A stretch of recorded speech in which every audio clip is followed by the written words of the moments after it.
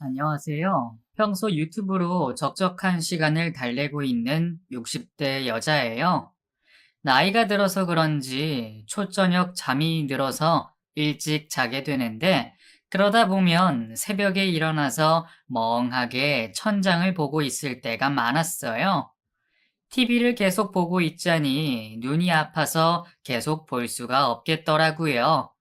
그러다가 우연히 실화 사연을 듣게 되었는데 덕분에 시간 보내기가 얼마나 좋아졌는지 몰라요. 사연을 듣다 보니 참 기구한 분들이 많던데 저도 그분들처럼 용기 내서 제 얘기를 해볼까 싶어 이렇게 사연을 적게 되었어요. 인생사 들어보면 기구하지 않은 사람이 어디 있겠어요. 저도 지나온 이야기가 그리 녹록하지 않았기에 귀를 활짝 열고 잘 들어주세요. 철륜이라는 말 아시죠? 부모와 자식 사이를 철륜이라고 하잖아요.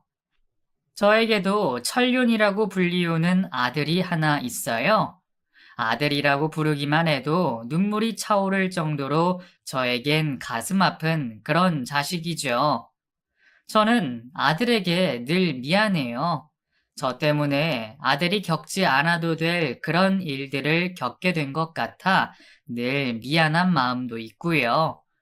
하지만 단언하건대 제 목숨보다 소중한 아들이에요. 그리고 제 인생의 유일한 아들이기도 하고요. 그런 귀한 아들을 낳게 된 인연, 그 인연에 대한 이야기를 먼저 할게요. 어릴 적 저희 집은 정말 가난했어요. 그 시절엔 가난하지 않은 사람을 찾는 게 더 힘들 정도로 모두들 어렵게 살았지만 그런 와중에 특히 저희 집은 더 가난했습니다. 부모님 두 분은 삼남매 자식을 위해 열심히 일을 하셨어요.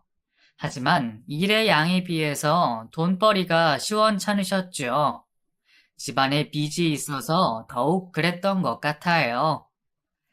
삼남매 중 마지로 태어난 저는 장녀로서 부모님이 기대하시는 게 있었어요. 고등학교를 졸업하고 바로 돈을 벌어오는 것, 그것이었죠. 하지만 저는 승무원이 되고 싶은 꿈이 있었고, 원하는 바를 이루기 위해 대학을 가고 싶었어요. 당연히 고등학교를 졸업하고 공장이든 어디든 일을 하러 갈 것이라고 생각하셨던 부모님은 화를 잔뜩 내셨죠. 네가 무슨 대학을 간다고 그래? 집이 이렇게 힘든데 어디 공장에 취직해서 네 동생들 뒷바라지 할 생각해야지. 대학은 안 돼. 아버지, 승무원 되면 공장에 가는 것보다 돈 더 많이 벌어요. 저 열심히 할게요. 네? 제발 대학 보내주세요. 정신 못 차리지. 이 지지배가 무슨 대학을. 안 된다면 안 되는 줄 알아. 그래, 미정아. 우리 형편에 무슨 대학이니? 아버지 말대로 어디 적당한 데 취직해. 그게 맞아. 부모님은 절대로 대학 진학은 안 된다고 하셨고, 저 나름 두 분을 설득해 봤지만 씨알도 먹히지 않더군요. 결국 저는 부모님 몰래 대학 원서를 내게 되었고, 정말 다행스럽게 합격이 됐어요. 그 후 입학금을 마련하기 위해 3교대로 일을 하는 공장에 취업을 했어요. 부모님께는 대학 원서를 냈다는 걸 비밀로 하고 그냥 취직했다고 했고요. 그곳에서 저는 입학금 마련을 위해 일을 했습니다. 겨우 입학금을 마련한 후 저는 집을 나왔어요. 뒤늦게 상황을 알게 되신 부모님이 노발대발 하셨지만 그렇게라도 승무원이 되고 싶었어요. 승무원이 되어서 전 세계를 날아다니며 커리우먼으로 살고 싶은 꿈. 이미 가슴 속에 들어온 그런 꿈을 포기하고 동생들 뒷바라지나 하며 공장에서 살고 싶은 마음은 추호도 없었죠. 입학금과 조금의 여윳돈으로 우여곡절 끝에 대학교 근처 달새방을 하나 구하게 되었고 학교를 다니면서 생활비 마련을 위해 아르바이트를 미친 듯이 했습니다. 당연히 공부는 뒷전이 되었지만 그렇게라도 학교를 다니는 것에 의미를 뒀어요. 그것도 안 하면 정말 공장에 일하러 가야 한다는 생각이 들어서예요. 물러설 곳이 없다는 각오로 일과 학업을 병행했어요. 학비와 생활비가 모자라면 휴학을 해가며 악착같이 버텼고, 그러는 동안 집에는 발걸음을 끊었어요. 집에 가봤자 부모님이 저를 어떻게 대하실지 뻔한데 욕먹으러 일부러 찾아가고 싶지 않더라고요. 생활비가 모자라 몇 끼 굶을 때는 엄마 집밥이 그렇게도 먹고 싶었지만 허벅지를 꼬집으면서 유혹을 버텨냈어요. 집에 가서 아버지께 잡히면 대학을 못 다닐지도 모른다는 걱정이에요. 하루라도 빨리 내가 되고 싶은 승무원이 돼서 인정받자. 그렇게 다짐을 하며 버텼습니다. 그렇게 열심히 학교 생활을 하는 도중 그 사람을 만나게 되었어요. 그 사람은 학교에 특강을 온 강사였는데 강의 내용이 정말 좋았어요. 중견기업의 오너라 직접 경험한 사례가 많았고 그런 이야기들이 참 인상적이었거든요. 강사에 대한 호감을 갖고 있었는데 마침 제가 일하는 카페에 커피를 사러 왔어요. 어, 혹시 내 강의 들은 학생 아닌가요? 네, 맞습니다. 강사님 강의 정말 잘 들었어요. 좋은 강의 감사합니다.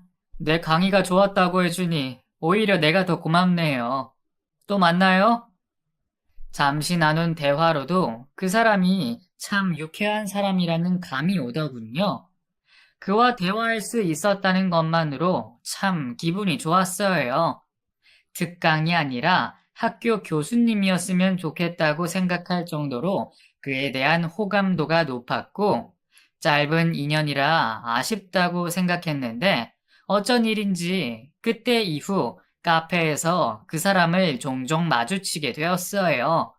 한두 마디 커피를 주문할 때마다 나누던 대화가 어느새 카페를 벗어나 둘만의 시간을 가지게 되었고 그 사람의 적극적인 애정 공세로 저희는 연인으로까지 발전하게 되었어요.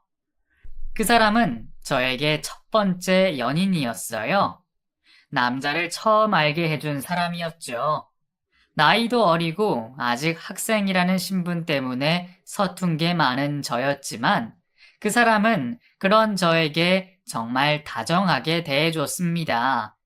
그리고 혼자 아둥바둥 버티며 살고 있는 저에게 금전적으로도 참 많이 도와줬어요.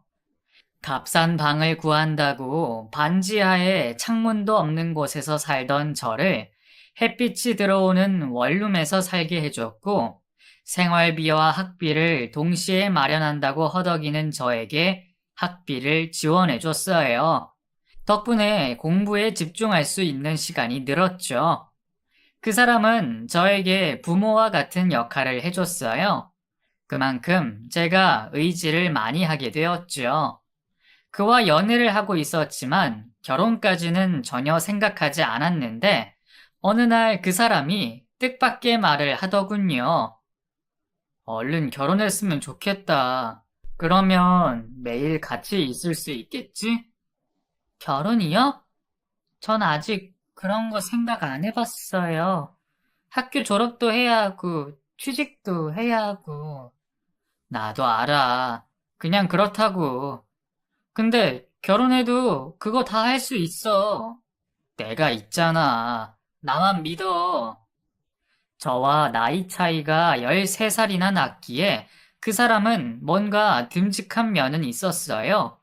그리고 회사를 운영하고 있어서 경제적으로도 여유가 있었고요. 그래서인지 그는 항상 자신감에 차 있었어요. 그런 그가 저는 늘 고맙고 미안하고 그랬어요. 또 아버지와 달리 제 꿈을 응원해주며 결혼 후에도 일을 할 수 있도록 해주겠다는 말에 어느 순간 그와의 결혼조차 당연하게 받아들이고 있었죠. 그러던 어느 날 저는 임신을 하게 됩니다. 승무원 시험이 얼마 남지 않았을 때였어요. 처음 임신이라는 것을 알게 됐을 때 정말 막막하더군요. 내 꿈을 이루기 위해 달려온 순간들, 그리고 그 도착지를 코앞에 두고 포기해야 하는 상황이 생기자 어떻게 해야 할지 고민이 됐어요. 어느 한 가지만 선택할 수가 없는 그런 갈림길에 서게 된 거였죠. 그동안 정말 열심히 준비하고 버텨왔지만 저는 승무원 대신 아이를 선택했어요. 병원에서 듣게 된 아이 심장 소리에 도저히 포기를 못하겠더라고요. 이대로 결혼을 하고 출산을 하게 되면 내 꿈은 어쩌면 이룰 수 없게 될지도 모르지만 그렇게 되더라도 아이를 선택해야 했어요. 아이를 향한 모성애가 그 심장 소리의 시작이 되어버렸으니까요. 저는 그 사람에게 임신 소식을 알렸습니다. 당연히 조금 놀라긴 할 테지만 당연히 기뻐할 거라고 믿어 의심치 않았어요. 그런데 저의 예상과 달리 그는 너무나 당황해 하더군요. 임신인 거 확실해? 그럼요. 오늘 병원에도 다녀왔는데 여기 초음파 사진도 있잖아요. 아, 그렇구나. 아, 그래. 내가 이런 게 처음이라 좀 당황스러워. 미안한데 나한테 생각할 시간을 줘. 이렇게 말을 하고는 그대로 가버리는 거였어요. 예상과 너무나 다른 그 사람의 행동에 저는 많이 놀라고 말았어요. 당연히 저에게 결혼하자고 나올 줄 알았거든요. 마치 귀신을 본 사람처럼 하얗게 질려서 도망치듯 가버리는 모습은 예상지 어디에도 없던 거였어요. 그렇게 그날 가버리고 며칠 동안 그 사람에게서 전화 한 통이 없더군요. 심지어 제가 건 전화도 받지 않았어요. 며칠 동안 제 속을 새까맣게 태우더니 며칠 만에 나타나서 하는 소리에 저는 너무나 실망하고 맙니다. 내가 정말 많이 생각해 봤는데 아이 지우자. 뭐라고요? 뭘 해요? 미안하다. 내가 할 말이 없다. 미안하다고 하면 다인가요? 어떻게 아이 아빠라는 사람이 그런 끔찍한 소리를 할 수 있는 건지 저는 도무지 이해가 되지 않아서 따져 물었어요. 나한테 결혼하자고 했잖아요. 그럼 우리 결혼해서 아이 낳으면 되는 건데 왜 그런 무서운 말을 하는 거예요? 결혼하자는 소리 다 거짓말이에요? 미안하다. 그 사람은 쓸데없는 말만 하더군요. 이미 일이 벌어졌는데 미안하다는 말만 하면 다 해결이 되나요? 그동안 정말 책임감 강하고 멋진 사람이라고 생각했었는데 너무나 실망스러운 모습에 저는 눈물이 흘렀어요. 하지만 그는 이미 마음을 정했던지 그런 저를 보면서도 말없이 가버렸어요. 그 순간 너무나 속상했어요. 버려진 기분까지 들더군요. 절망스러웠습니다. 그 일이 있고 그 사람에게서 전화가 오지 않았어요. 마음고생에 저는 밥도 제대로 먹지 못하고 정신이 나간 사람처럼 기계적으로 학교를 왔다 갔다만 할 뿐이었죠. 그런데 학교에서 수업을 듣고 있을 때 일이 생겼습니다. 강의실로 웬 여자가 들이닥친 거죠. 천미정 어딨어? 수업 도중 난데없이 저를 찾는 여자가 나타났고 마침내 저를 찾은 여자는 다짜고짜 제 얼굴을 때리며 몰아세웠어요. 너, 그 반반한 얼굴로 가정 있는 남자 꼬시고 다니니? 얼굴값을 해. 왜 그런 얼굴로 맞을 짓을 하고 다니니? 너 이러고 다니는 거 너희 부모님도 아시니? 힘이 어찌나 센지 그 여자는 저의 머리채를 잡고 흔들면서 온갖 말을 다 하더군요. 차마 입에 담을 수도 없는 그런 소리를 쉬지 않고 떠들어댔고 주위 학생들은 그 난동에 비켜서기만 할 뿐 아무도 저를 도와주는 사람이 없었어요. 무슨 영문인지 눈치채지 못한 저는 그 소나기에서 벗어나려고 안간힘을 쓰고 있었죠. 드디어 그 소나기에서 벗어났을 때 저를 경악어린 눈빛으로 쳐다보고 있는 학우들의 얼굴이 보이더군요. 저는 잘못한 게 없는데도 졸지에 상간녀라는 딱지가 생겼고 손가락질 받는 사람이 되어버렸어요. 알고 봤더니 제가 그렇게 믿고 사랑하고 아이까지 품은 그 사람이 유부남이었더라고요. 너무나 황당하게도요. 너 애가 졌다면서? 남의 남자랑 놀아나면서 진짜 별거 다 한다. 진짜. 저는 그 사람이 유부남이라는 거 정말 몰랐어요. 몰랐다고? 네가 몰랐다고 하면 불륜이 아닌 게 됐니? 네가 아무리 그렇게 포장해도 너는 상간녀야. 알겠니? 손이 부들부들 떨리더군요. 강의실에서 나와 그 여자와 카페에 마주보고 앉아 얘기를 나눴어요. 머리는 헝클어졌고 옷도 찢어진 상태로 만신창이가 된 저와 달리 아무 일도 없었다는 듯 멀끔한 그 여자의 모습이 너무 비참했습니다. 눈물이 나올 것 같았지만 그 앞에서 울지 않으려고 어금니를 꽉 깨물었어요. 애 치워! 말 함부로 하지 마세요. 내 아이예요. 당신이 무슨 간섭이에요? 하, 네 아이라고? 너 혼자 낳아서 키울 수 있어?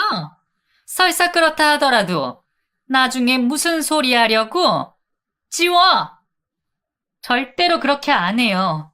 나한테 이래라 저래라 하지 마세요. 그 여자는 아이를 지우지 않으면 불륜으로 고소를 하겠다고 하면서 협박까지 하고는 자리를 뜨더군요. 뒤에 덩그러니 혼자 남아 얼마나 속이 상하던지. 제가 처한 상황이 너무 속상하고 일을 이렇게 만든 그 사람이 너무나 미웠어요. 겨우 정신을 추스려 집에 도착하니 그 사람이 기다리고 있더군요. 그를 마주치고 싶지 않아 서둘러 집에 들어가는데 그 사람이 따라 들어왔어요. 그러고는 저에게 미안하다고 하더군요. 그런 소리도 듣고 싶지 않았어요. 그 사람 때문에 제 일상이 모두 무너진 상황에 그런 말 따위는 중요하지 않았거든요. 그는 자기가 다 해결하겠다고 하며 아이만은 없애자고 했어요. 제 뱃속에 있는 아이의 아비조차 그런 무서운 말을 서슴없이 했어요. 알아서 뭘 한다는 거예요. 애초에 유부남이면서 나한테 접근하면 안 되는 거잖아요. 어떻게 나를 상간녀로 만들 수가 있었어요? 왜 우리 사이가 불륜이 되는 거냐고요? 미정아, 사랑해. 너를 너무 많이 사랑해서 그랬어. 사랑? 우리 사이를 사랑이라는 단어로 설명할 수 있는 사이예요? 다른 사람들도 그렇게 생각하겠어요? 그 사람은 그 모든 행동이 저를 사랑해서 했다는 말로 포장하더군요. 씁쓸했어요. 처음으로 몸과 마음을 다 준 사람이었는데 결국 불륜녀 딱지만 남다니 비참했습니다. 그 일이 있고 저는 학교를 그만둘 수밖에 없었습니다. 졸업을 앞두고 있었지만 졸업장조차 손에 쥐지 못했어요. 남자 하나 잘못 만나 제 인생은 모든 게 꼬이고 말았죠. 학교를 휴학하고 집안에 틀어박혔어요. 입덧이 시작되고 제대로 먹지도 못하는 상황에 절망만이 가득한 저는 하루 종일 누워서 지냈어요. 그 사람이 계속 전화를 걸었지만 받지 않은 채 눈물만 흘리며 하루를 보냈죠. 그러던 와중에 그 여자가 저를 찾아왔어요. 닫힌 문을 부실 듯이 두드려대는 통에 열지 않을 수가 없더군요. 왜 찾아왔어요? 너 아직 병원 안 갔지? 여유로운 표정으로 별일 아니라는 듯 말하는 그 여자가 너무 싫어서 노려봤어요. 그런데도 아랑곳하지 않고 자기 할 말을 하는 여자였죠. 꼴의 엄마라고 아이 지키고 싶은 모양인데 내가 기회를 줄게. 네가 그렇게 원하는 아기 잘 키워서 낳아. 그리고 우리한테 줘. 대신 위자료는 섭섭치 않게 줄게. 뭐라고요? 그걸 말이라고 하는 거예요? 저는 그 여자의 제안에 화가 머리끝까지 났어요. 너무나 어이없는 소리에 기가 찼죠. 잠시도 그 여자와 같이 있고 싶지 않았어요. 그래서 나가라고 했죠. 진정해. 왜 흥분하고 난리야? 냉정하게 생각해. 너 아이 낳아서 상간녀 소리 들어가며 애 키울 수 있어? 돈도 없으면서 뭘로 아이를 키운다는 거야? 아이 낳으면 그이가 생활비 줄 거라고 계산하는 거야? 말문이 막혀 저는 아무 말도 못하고 그 여자를 노려볼 뿐이었어요. 분하지만 그 여자가 하는 말이 틀린 말은 아니었죠. 아이를 낳게 되면 일도 못하게 될 텐데 지낼 곳과 생활비가 막막했거든요. 모든 게 불확실했어요. 아는지 모르겠는데 그이 집안에 재산이 꽤 많아. 돈 있는 사람들이라 그런지 자식에 대해서도 좀 유별난데 재수없게도 내가 불임이거든. 아들만 낳아주면 한몫 단단히 챙겨준다는데 그걸 내가 못 받아. 그래서 아이 낳으라고 하는 거야. 뱃속에 아이만 낳아주면 내 몫으로 유산 챙겨서 나 이혼하게. 나도 바람이나 피는 그 인간한테 정 떨어진 지 한참이거든. 살고 싶은 사람들이 같이 사는 게 맞는 거잖아? 나 위자료 받고 이혼하고 나면 그 뒤에 둘이 결혼해서 살던지 말던지 마음대로 해. 지금 내 아이로 장사하겠다는 거예요? 왜? 이 정도면 너한테도 남는 장사 아니야? 고집 부려서 혼자 아이 낳고 구질구질하게 사느니 차라리 잠시만 참고 누리면서 살면 좋잖아. 그리고 둘이 나중에 결혼까지 하고 아주 괜찮은 그림 같은데? 그 여자는 아주 치밀했어요. 세상 물정 모르는 어리숙한 제가 그런 여자를 당해낼 리 만무했고요. 그 여자는 코너에 몰린 쥐를 압박하는 여유로운 고양이처럼 저를 가지고 놀았어요. 가진 패를 다 까발린 저는 이미 진 거나 다름없는 게임이었고요. 결국 저는 그 여자의 손을 잡고 말았어요. 그 사람도 저에게 와서 나중에 꼭 같이 살자며 안심시키는 말을 해대니 절박해진 저는 그들을 따를 수밖에 없었어요. 그게 최선이라고 생각했어요. 우리만 아는 계약을 하고 난 다음부터 저는 뱃속의 아이를 돌보는 것에 집중했어요. 살던 집도 30평대 아파트로 바뀌고 통장에는 혼자 펑펑 쓰고도 남을 생활비가 꼬박꼬박 입금되기 시작했죠. 입덧이 끝나고 나서는 집에 매일 들리는 도우미가 차려주는 영양이 골고루 들어간 식사를 했고 산부인과 병원도 시설이 최고급인 곳으로 옮겨 다니게 되었어요. 아이의 아빠는 이틀에 한 번씩 저와 시간을 보내러 왔고 모든 것이 완벽한 환경에 임신 기간을 보내게 되었죠. 너무나 달라진 환경이 낯설면서도 태교에 집중할 수 있어서 한편으론 좋았어요. 아이가 태어나면 잠시 떨어져 지내겠지만 곧 우리 세 식구 함께 할 수 있을 거라는 믿음 때문에 불안하지 않았죠. 무엇보다 그 사람을 믿었어요. 나랑은 남이지만 뱃속의 아이에게는 아빠니까, 핏줄이니까 분명히 우리를 지켜줄 거라고 믿었죠.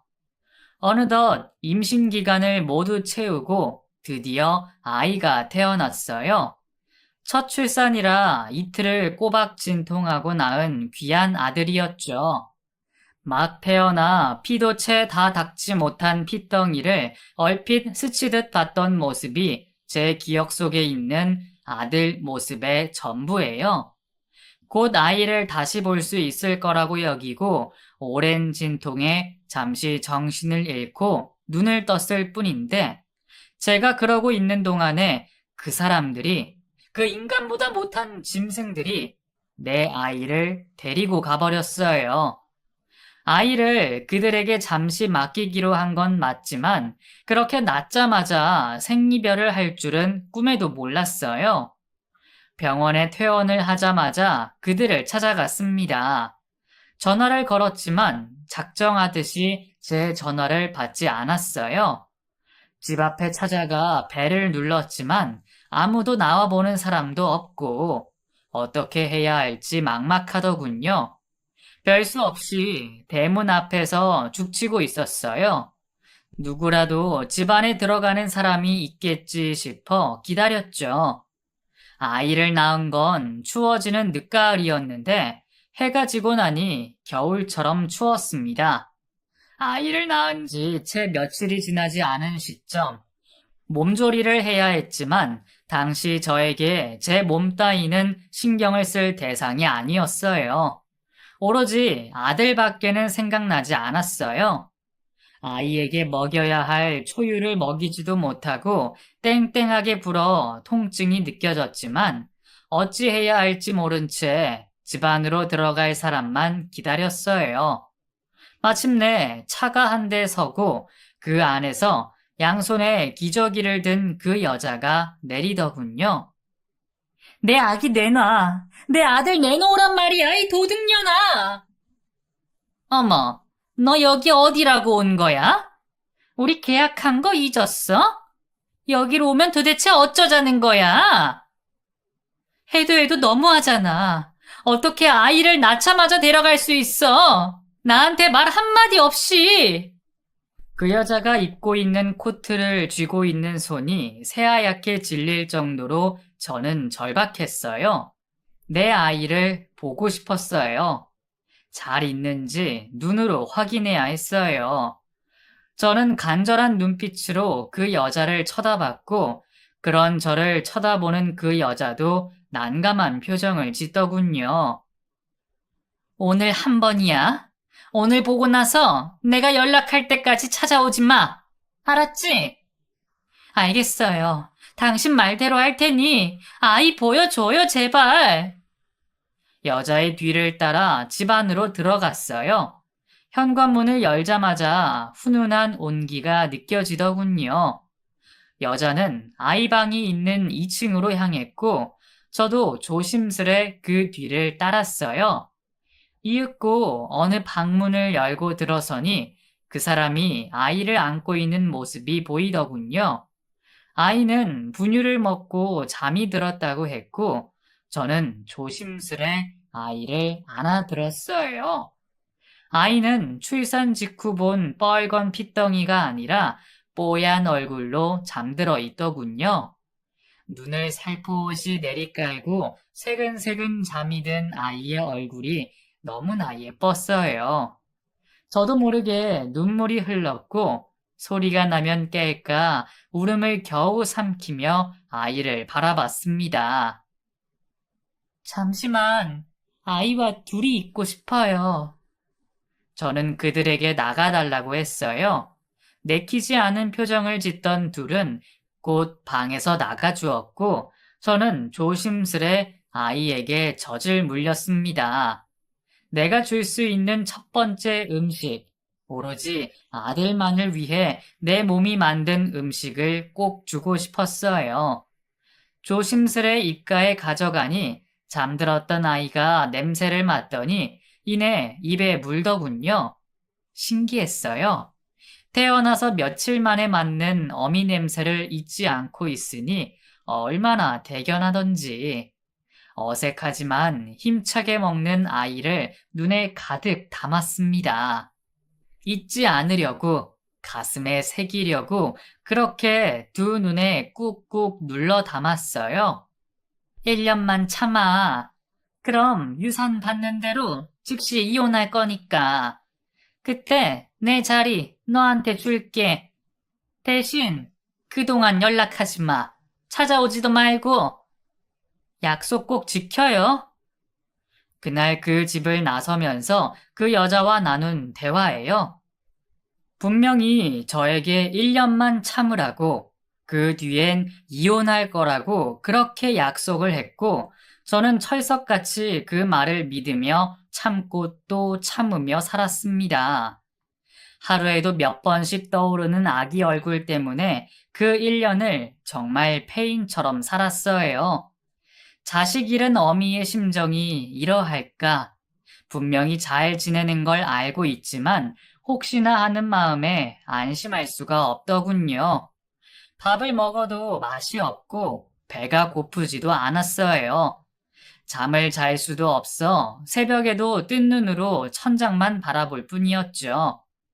하루가 어떻게 가는지 그 1년이라는 시간이 연겁과도 같이 느껴지는 것이 정말 힘들었어요. 그나마 1년만 참으면 아이와 함께 행복한 가정을 꾸릴 수 있을 거라는 희망이 있었기에 죽지 않고 살 수 있었죠. 드디어 1년이 지나 아이의 돌잔치를 한다는 소리가 귀에 들렸어요. 이제는 정말 얼마 안 남았다고 생각했는데 저는 그들에게 또 한 번 속았죠.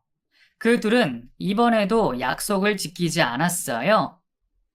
약속했잖아. 1년만 참으면 아이 돌려준다고 약속했잖아.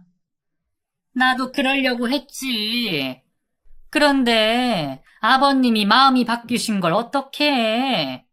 지훈이가 성인이 되면 유산을 넘겨주신다고 하니 나라고 수가 있어? 그렇다고 너랑 약속 지킨다면서 내가 거지가 될 순 없잖아. 이 거짓말쟁이들, 이 사기꾼, 내 아이 내놔! 내 아이 돌려줘!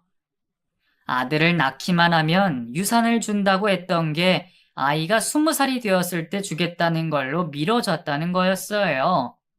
그래서 아이가 다 클 때까지 줄 수 없다며 약속을 지키지 않는 그들이었어요. 저는 발광했어요. 이렇게 아이를 뺏길 수 없었어요. 어떻게 버텼는데, 그 시간을 어떤 마음으로 이겨냈는데, 다시 19년을 기다리라니 말도 안 되는 거였죠. 저는 아이를 돌려받기 위해 할 수 있는 모든 수단을 동원했습니다. 경찰에 신고도 해보고 그 집 앞에 노숙하며 집 안으로 들어가려고 방법을 모색했어요. 하지만 모든 방법이 먹히질 않았고 그 사람조차 저를 벌레 보듯 대하는 모습에 저는 절망하고 말았어요. 이대로 포기할 수 없다고 생각한 저는 그 사람의 부모를 찾아갔습니다. 애초에 그 여자가 내 아이를 자기가 낳은 아이로 둔갑시켰으니 부모들이 사실을 알게 되면 어떤 방법이 생길 것이라고 여겼어요. 하지만 저의 기대는 산산조각이 나고 말았죠. 그 사람의 어머니는 이 모든 상황을 알고 있었어요. 제가 낳은 아이라는 걸 알고 있으면서 아이만 데리고 간 거였죠. 저는 그들에게 철저하게 기만당하고 말았어요. 그야말로 두 눈 시퍼렇게 뜨고 내 자식을 뺏긴 것이나 다름없었죠. 네가 우리 집에 며느리로 들어올 수 있다고 생각하니? 염치도 없구나. 어디서 굴러먹은지도 모르는데 감히 우리 집안에 팔을 들일 생각을 해? 꿈도 꾸지 마라. 그 사람의 부모님 집안에 발도 들이지 못한 채 인터폰으로 흘러나오는 모욕적인 말을 듣고 있을 수밖에 없었어요. 그 집에 대를 잇는 아이를 낳았건만 돌아오는 건 온갖 모욕적인 말과 욕설이었고 결국 저에게 남은 희망은 아무것도 없었어요. 망연자실해서 멍하게 서 있자니 대문이 열리더군요. 살짝 열린 그 사이로 흰 봉투가 날라와 제 발 앞에 떨어졌고 곧이어 그의 어머니가 말을 하더군요. 이 돈 받고 다시는 나타나지 마라. 네 존재가 아이에게도 득될 거 하나 없어. 상황이 그리 되자 모든 의욕을 잃은 채 그곳을 벗어날 수밖에 없었어요. 그리고 또 한 번의 불행이 저에게 닥치고 맙니다. 기운도 없어 제대로 걷지도 못했던 그날, 던져진 돈봉투와 저에게 닥친 상황에 절망하고 있던 저는 미친 듯이 달려오는 자동차에 치이는 큰 사고를 당하고 맙니다. 재수가 없으려니 온갖 일을 다 겪고 말더군요. 음주운전으로 사고를 당한 저는 간신히 목숨을 구했지만 절름발이가 되고 말았어요. 정말 해도 해도 너무한 운명이죠. 절름발이가 되어버린 저는 더 이상 희망이 없었어요. 이제와 부모님을 찾아갈 면목도 없었고 앞으로 어떻게 살아가야 할지 갈피도 잡지 못했죠. 그냥 하루하루 숨만 쉬며 그렇게 지냈어요. 죽고 싶었습니다. 정말 죽고 싶었어요. 그런데 차마 제 손으로 목숨을 끊을 용기는 없어서 정말 죽지 못해 사는 나날이 계속되었죠. 그렇게 죽은 사람처럼 지내길 3년. 그 3년이란 시간 동안 만신창이가 돼서 목숨만 연명하며 지옥 같은 시간을 보냈습니다. 그때 저에게 유일한 벗이 되어준 것이 바로 술이었어요. 술을 마시면 저에게 닥친 모든 고통이 사라지는 것 같았죠. 마치 진통제 같은 그런 존재였어요. 그러니 하루가 멀다 하고 매일 술병을 손에 쥐고 있었고 마시다 쓰러지고 또 마시다 쓰러지는 나날이 계속되었어요. 그러다가 결국 길에서 쓰러지게 되었고 사람들의 신고로 병원에 입원을 하게 됩니다. 내 몸 따위 돌보지 않고 지내다가 결국엔 병원 신세를 지게 된 거죠. 강제적으로 술을 끊게 되니 정신이 맑아지더군요. 그제야 제 자신이 조금 보였어요. 제대로 피지도 못하고 지고 있는 내 인생. 그 인생이 너무나 안타깝더군요. 그리고 불쌍했어요. 이렇게 나를 내버려 두면 안 되겠다는 생각이 들었고, 제 발로 정신병원을 찾게 됩니다. 그리고 그 정신병원에 입원을 했어요. 처음 경험해본 정신병원. 그곳은 정말 아픈 사람들이 많더군요. 몸이 아픈 게 아니라 머리가 아픈 사람들이요. 술을 강제적으로 끊다 보니 저는 서서히 정상으로 돌아왔고 그곳에서 정상이지 않은 사람들을 보게 되면서 새삼 내가 운이 좋은 사람이라는 생각이 들기 시작했어요. 멀쩡한 사지 욕심이 있고 맑은 정신도 있는데 왜 그렇게 스스로를 포기하며 살았나 그런 후회까지 들더군요. 다시 살아야겠다는 생각이 들었어요. 그러면 언젠가 내 아들을 만날 수도 있을 거라는 희망이 조금씩 생겼고요. 그렇게 마음을 달리 먹으면서 저는 치료 프로그램에 적극적으로 참여하기 시작했어요. 그리고 그곳에서 내 인생의 은인을 만나게 돼요. 그 은인은 심리상담사였는데 봉사차 그 병원에 왔었고 그 사람에게 처음으로 지나온 제 인생 이야기를 꺼내게 되었어요. 그 사람은 비웃지 않았어요. 엉망진창이 된 내 삶을 마치 자기 일인 양 진심으로 슬퍼해주고 같이 울어주더군요. 그렇게 그는 저의 재활치료에 적극적으로 도움을 줬고 덕분에 저는 점점 안정이 되기 시작했습니다. 그리고 몇 달 뒤 그 정신병동에서 나올 수 있었어요. 그 은인은 병원 안에서만 저를 도와준 게 아니에요. 사회에 다시 나온 저를 위해 직장을 구하는 것도 도와줬거든요. 그 사람이 소개해준 일은 영어 학원에서 상담하는 일이었고, 주로 앉아서 일을 하는 거라 충분히 할 수 있었어요.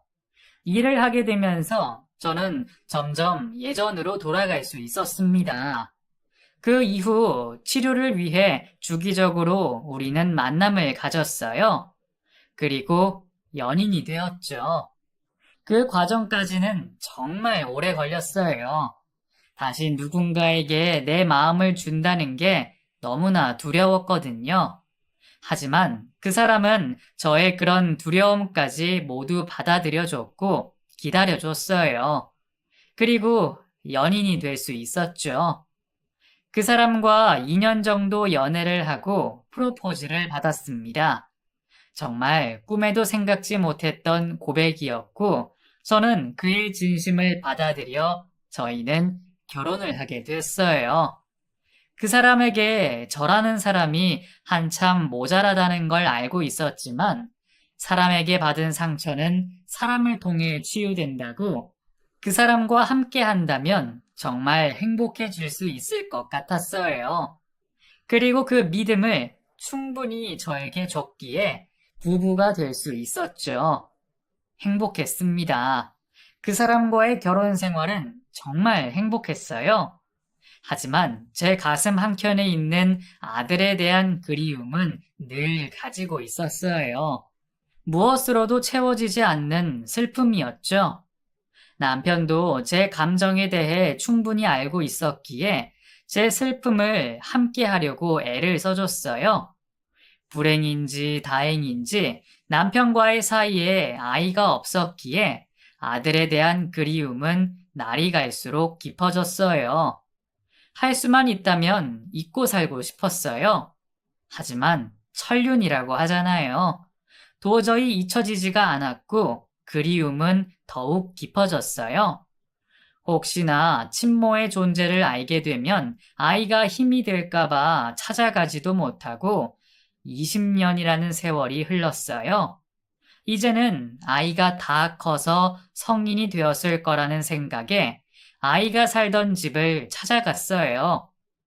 대문에 걸린 명패를 보니 이름이 바뀌어져 있더군요. 미처 벨을 누르지 못하고 길에서 서성이고 있자 누군가 말을 걸더군요.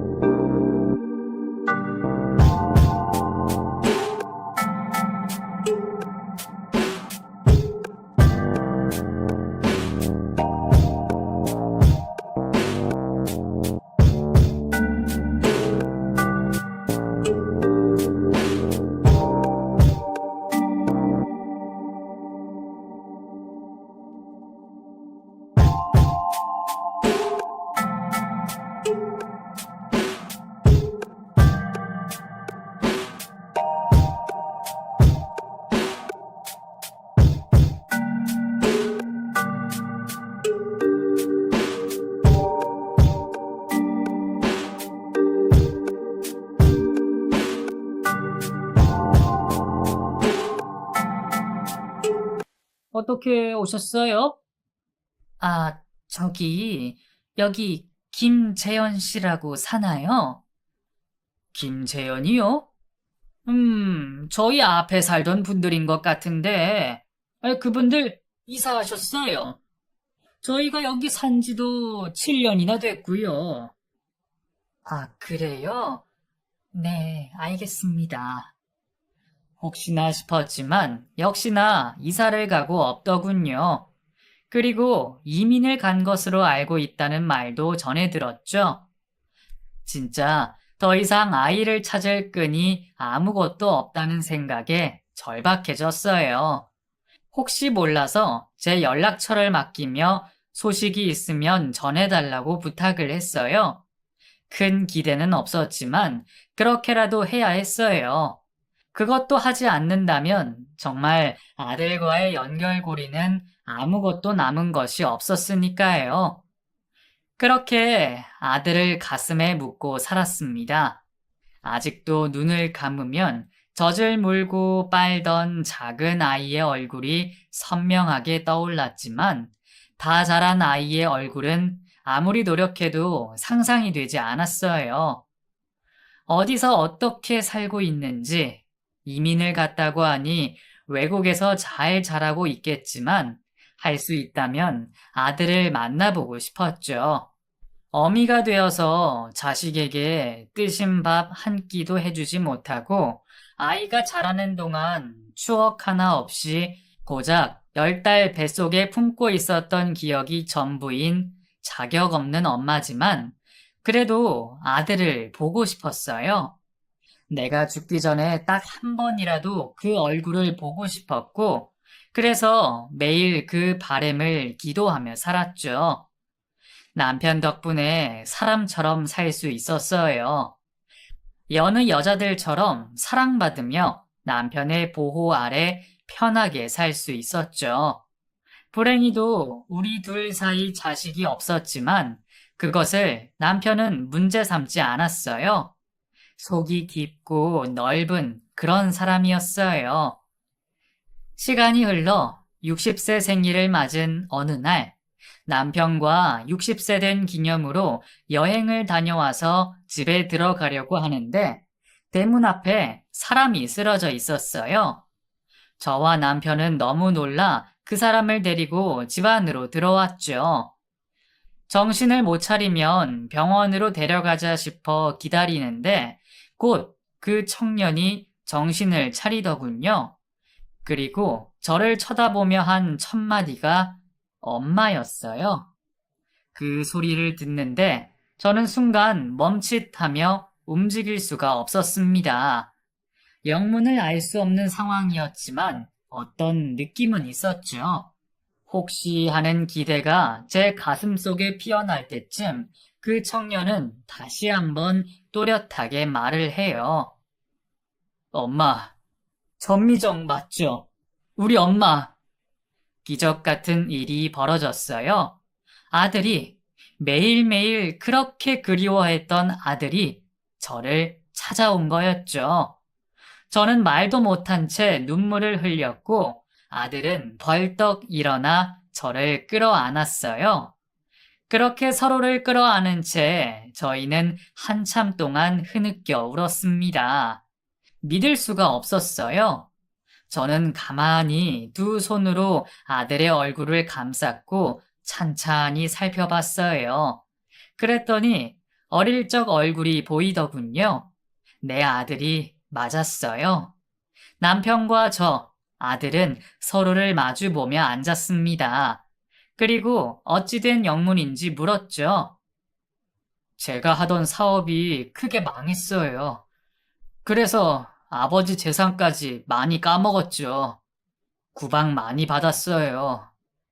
아들은 찬찬히 있었던 일을 얘기하더군요. 사업이 망한 뒤 미운 털이 박힌 아들은 결국 자기 엄마가 친모가 아니라는 사실까지 알게 됐다고 했어요. 처음 알았을 때 말도 못할 정도로 큰 충격을 받았다고 하더군요. 어느 누가 그런 생각을 할 수 있겠어요. 평생을 엄마라고 부르며 살아왔는데 알고 보니 피 한 방울 안 섞인 남이라는 사실이 충격이 될 수밖에요. 상처를 받은 아들은 삐뚤어지기 시작했고 그 둘 사이의 부부싸움도 심하게 했다고 했어요. 결국 두 분은 이혼을 했어요. 새엄마가 재산을 다 빼돌려서 아버지도 위태로워졌고요. 결국 이민을 가기로 하셨고 저는 따라가지 않았어요. 왜? 너도 금전적으로 힘들었을 텐데 네 아버지 옆에 딱 붙어 있지. 그렇게 따라가면 영영 엄마 못 만날까 봐. 내 기억 속에는 없지만 어렴풋이 엄마를 그리워하고 있었어요. 아들은 눈물을 보이며 제가 그리웠다고 했습니다. 기억 속에 내 존재는 없었을 텐데, 그런데도 제가 그리웠다는 말을 했어요. 한국에 혼자 남고 정말 힘들었어요. 그러니 엄마를 찾아야겠다는 생각이 더 강해졌는데, 찾을 방법을 더 모르겠는 거예요.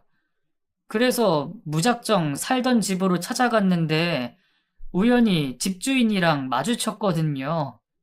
그 사람이 엄마 명함을 줬어요. 주기적으로 찾아가 명함을 주며 소식이 닿는 대로 알려달라고 했었어요. 그러다가 한동안 발길을 끊었었는데 그 덕분에 아들이 저를 찾아올 수 있었던 거죠. 아들과 모든 얘기를 나누며 이 모든 일들이 다 기적처럼 느껴졌어요. 너무나 신기하더군요. 이게 바로 천륜이구나. 사람 힘으로 끊을 수 없는 인연이구나. 그런 생각이 들었어요. 그렇게 저는 아들을 다시 찾게 되었습니다. 정말 돌고 돌아 오랜 시간이 걸려 찾았지만 찾았다는 게 중요한 거잖아요. 포기하지 않고 기다렸더니 기적이 아들을 저에게 돌려줬어요. 이후 저희는 함께 살게 됐어요. 이제는 다 커서 같이 늙어가는 나이가 되었지만 제 눈에는 너무나 사랑스러운 아들입니다. 너무 늦게 만난 우리, 죽을 때까지 함께하며 주지 못했던 사랑 마음껏 주려고 합니다. 제 이야기는 여기까지예요. 끝까지 읽어주셔서 정말 감사합니다. 좋은 하루 되세요.